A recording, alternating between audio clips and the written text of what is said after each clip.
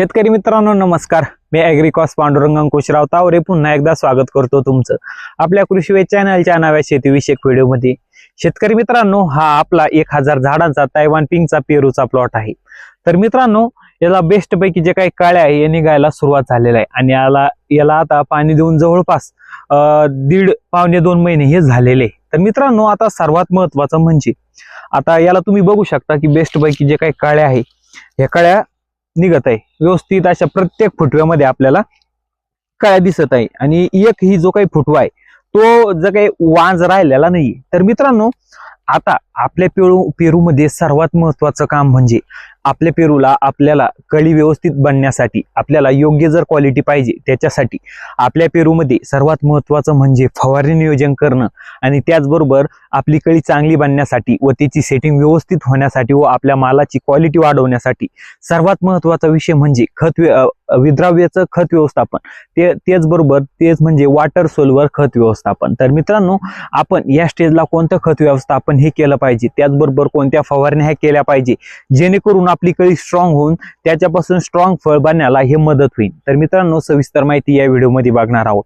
त्याच्यामुळे व्हिडिओ कुठेही स्किप न करता शेवटपर्यंत बघा व तुम्ही जर आतापर्यंत आपल्या चॅनलला सबस्क्राईब केलं नसेल तर चॅनलला सबस्क्राईब करायला अजिबात विसरू नका. शेतकरी मित्रांनो, पेरू हे एक असं पीक आहे याच्यामध्ये आपल्याला कळी निघायला काहीही प्रॉब्लेम येत नाही. पण मित्रांनो, आपल्याला जे काही हे टेम्परेचर सध्याचं जे वाढलेलं आहे या टेम्परेचरमुळं जे काही पुढे जाऊन आपल्या पेरूची फ्लावरिंग ही होणार आहे त्याच्यामुळं आपल्या पेरूमध्ये कळी गळ ही होऊ नये त्याच्यासाठी आपल्याला फवारणी नियोजन व खत व्यवस्थापन करणं खूप महत्वाचं आहे. मग त्याच्यामध्ये कोणतं अन्नद्रव्य वापरायचं, कोणत्या अन्नद्रव्यामुळे कोणता फायदा होतो, त्याचबरोबर फ्लावरिंगसाठी कोणतं अन्नद्रव्य सर्वात महत्वाचं आहे.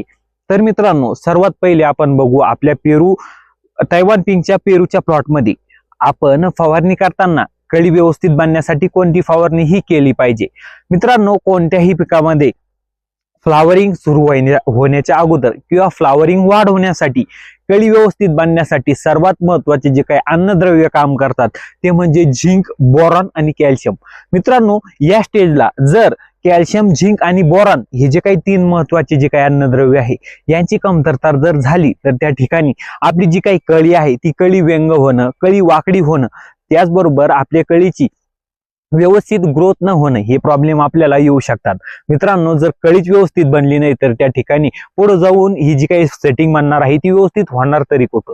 तर मित्रांनो, आपण सर्वप्रथम बघू आपल्याला फवारणीमध्ये कोणत्या जे काही विद्राव्य खत आहे, कोणत्या फवारणी, कोणते बुरशीनाशक, कोणते कीटकनाशकाचा वापर त्या ठिकाणी करायचा आहे. तर मित्रांनो, आपण याला काल जे काही यारा कंपनीचं जे काही झिंक ट्रॅक, बोरॉन आणि जे काही स्टॉपिड येतं त्याची फवारणी ही केलेली आहे.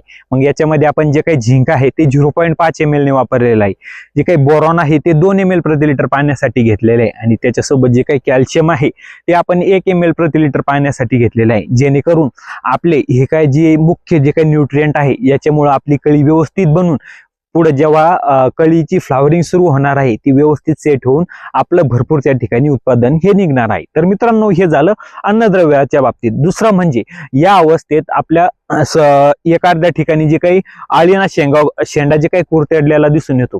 तर मित्रांनो, या अवस्थेत आपल्याला बुरशीनाशक आणि कीटकनाशक याचं सुद्धा नियोजन करणं खूप महत्वाचं आहे जेणेकरून आपल्या पिकामध्ये बुरशीजन्य रोगांचा व कीटकांचा प्रादुर्भाव हा होणार नाही. त्याचबरोबर जर तो प्रादुर्भाव झाला असेल तर आपल्याला त्या ठिकाणी तो थांबवायचा आहे.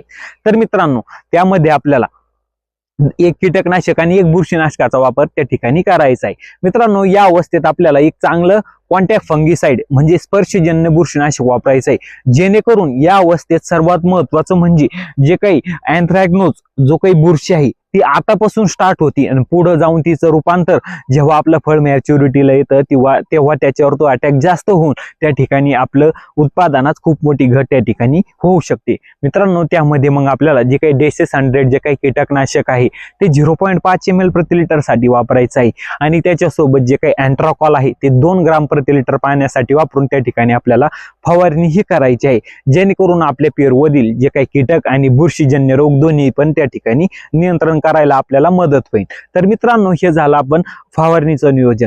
आता आपल्या पेरूमध्ये आपल्याला खत व्यवस्थापन करताना कोणत्या खतांचा वापर त्या ठिकाणी करायचा आहे. तर मित्रांनो, सर्वात महत्वाचं म्हणजे कळी बांधण्यासाठी सर्वात महत्वाचा जो काही अन्नद्रव्य आहे तो म्हणजे फॉस्फरस आणि पोटॅशियम.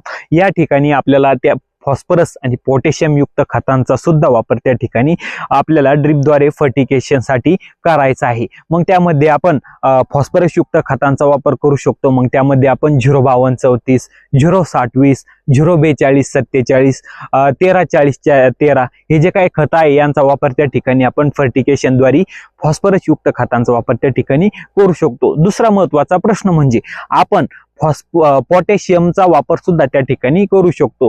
त्याचबरोबर जर आपल्याला मॅग्नेशियम, सल्फर हे सारखे जे काही अन्नद्रव्य आहे ते एकत्र पाहिजे असेल तर त्या ठिकाणी आपण पोटॅशियम सोनाईटचा सुद्धा वापर त्या ठिकाणी करू शकतो, जेणेकरून जे काही सल्फर आणि मॅग्नेशियम, पोटॅशियम सोनाईट मध्ये मॅग्नेशियम आणि सल्फर आणि त्याच्यासोबत जे काही पोटॅशियम आहे हा एकत्र करून दिलेला आहे, जेणेकरून आपल्या पिकामध्ये जी काही अन्नद्रव्यांची कमतरता ही झाली असेल ती संपूर्ण भरून निघायला मदत होईल. त्याचबरोबर मित्रांनो, सर्वात महत्वाचं म्हणजे या स्टेजला आपल्याला जे काही खालून कॅल्शियम बोरान देणं सुद्धा महत्वाचं आहे, जेणेकरून आपली कळी व्यवस्थित बनून आपल्याला फ्लावरिंग व्यवस्थित होऊन आपल्या जे काही पेरूची सेटिंग जास्त व्हायला त्या ठिकाणी मदत होणार आहे. दुसरा महत्वाचा प्रश्न म्हणजे मित्रांनो, या अवस्थेत सर्वात महत्वाचा प्रॉब्लेम जाणवतो तो म्हणजे एखादं झाडाचं सुकून झालेलं दिसतं किंवा त्याच्यावरचे जे काही पालन आहे हे आपल्याला बारीक झालेले ते दिसतात. तर मित्रांनो, सर्वात महत्वाचं त्याचं कारण म्हणजे आपल्या पिकामध्ये निमॅटोडचा हा प्रादुर्भाव. मित्रांनो, या अवस्थेत आपल्याला जर निमॅटोडचा प्रादुर्भाव कंट्रोल करायचा असला तर आपल्याला दोन प्रकारे आपण तो नियंत्रण हा करू शकतो. मग त्याच्यामध्ये आपण ऑर्गॅनिक प्रकारे जर आपल्याला नियंत्रण करायचा असला तर त्यामध्ये आपण नीम ऑइल आणि करंज ऑइलचा वापर करू शकतो, व केमिकली जर नियंत्रण करायचं असलं तर त्यामध्ये आपण व्हेलम प्राईम किंवा वेगळे जे काही विविध जे काही निमॅटिसाइड आहे त्यांचा वापर आपण त्या ठिकाणी करू शकतो. तर मित्रांनो, या व्हिडिओमध्ये आपण जे काही कळी व्यवस्थापन कशी करायची, कोणत्या फवारण्या करायच्या, जेणेकरून आपल्या उत्पादनात ही वाढ होईल, निमॅटोडसाठी काय वापरायचं, सविस्तर माहिती या व्हिडिओमध्ये बघितली. तर मित्रांनो, तुम्हाला जर व्हिडिओ आवडला असेल तर व्हिडिओला लाईक करा. हा व्हिडिओ आपल्या इतकर जे काही पेरू बागायतदार शेतकरी आहे त्यांना शेअर करून चॅनलला सबस्क्राईब करायला अजिबात विसरू नका. धन्यवाद.